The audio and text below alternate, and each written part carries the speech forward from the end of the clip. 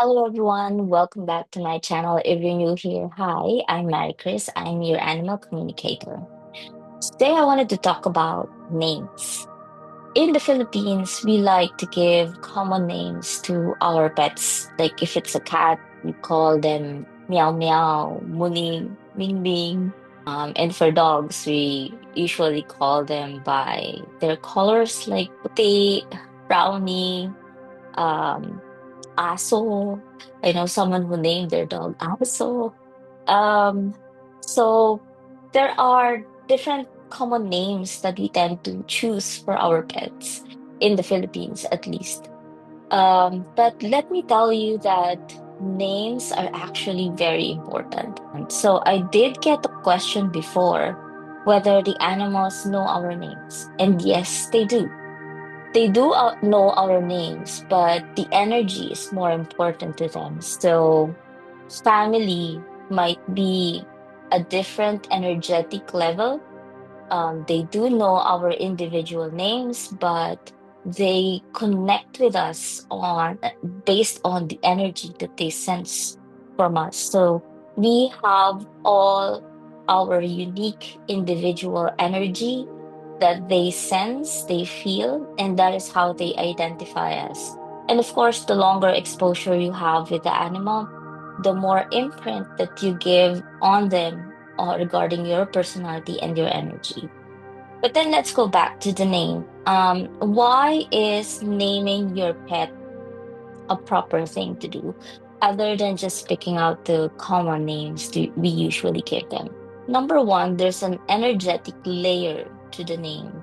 For example, I have two cats that I picked from the same litter, and they were like inseparable. So they were in the foster house, they were adoptables that came with each other, so you can't separate them into different houses.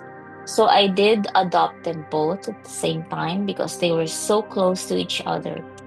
And when we got them, they had names of pastas, and it didn't resonate with us, so we had to change their names. We named them with a pairing name. So the girl, my cat right now, Jinjin, and her brother was called Janjan. And at that point, their names were also twins. And what that did to them was there was a tug of energy, like they were sharing the same piece of karma, and they were sharing the same energy and splitting it into two because they were twin names. So the younger, the younger one, actually got sick. And we had to change his name into something that was more powerful, something that resonated a strong character. So we named him Bagheera. Bagheera is actually the Black Panther in the Jungle Book, if you're familiar with that story. If you're not, you can look it up. It's a Disney movie taken from a book, children's book. So Bagheera is actually a big cat, a very powerful one, and is a very wise one. And true enough, when we changed his name, his energy also changed. Even though he was still sick, because it was an illness that was not curable and it was just needing maintenance and all, we noticed that his energy became bigger. He became stronger, and he became bolder. So that's one way the name can bring importance to your animal's life. And there are others too, like if you pick a name, the name will have numerology counterpart, where you can figure out the life path of your animal in this life that they are living right now. There's also the karmic lesson. The karmic lesson is the lessons or the challenges that they need to face in this life, and they might need your help to get through with their karmic lesson. There's also the soul urge number coming from your animal's name, where the soul's urge number is for the soul's desire.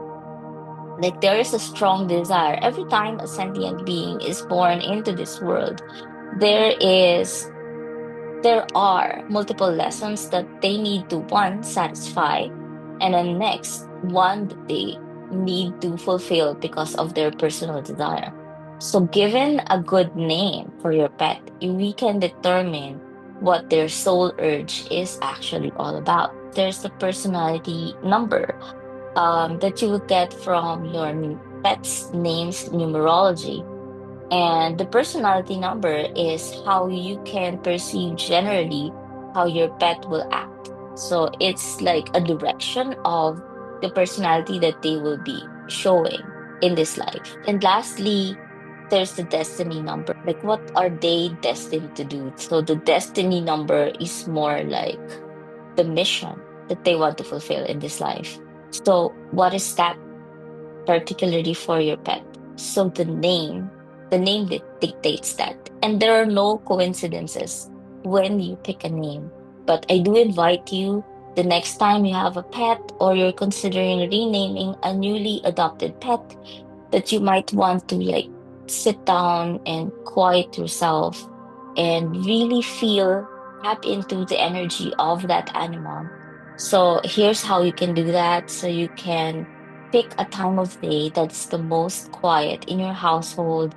It may be best if you are alone with your pet in a room, and then where you can sit quietly. They are at rest, meaning they're not hungry, they're not looking for their litter or not looking to do their business. So it should be a time where both of you are at rest or very calm, and then sit down together, do a little bit of grounding so you can release the tension and the negative energy and the negative thoughts that you might have, and then take few deep breaths and just clear your mind. Like, imagine your mind is a lush garden.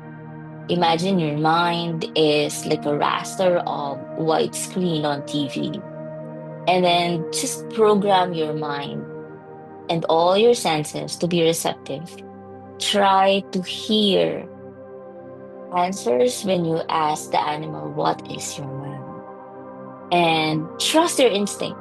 There's no need for you to keep questioning everything that you receive. Just understand that, setting your intention that whatever you receive in the stillness and quietness of your mind is the name that your animal needs to be named in this lifetime. So try that and let me know down in the comments. How did this exercise work? You might also want to, like, if you already have a pet and you're thinking about their name and how their name feels for you and for them, you might want to try this exercise as well. And instead of asking them for what is their name, ask them if they like their name. And just feel through the information that you will receive. Do you see images? How does it make you feel? What were the feelings that you were picking up on? Yeah, and share it with me. Share it down in the comment section below. You might want to share the name of your pet and how the exercises felt for you and your pet. What did you observe from your pet?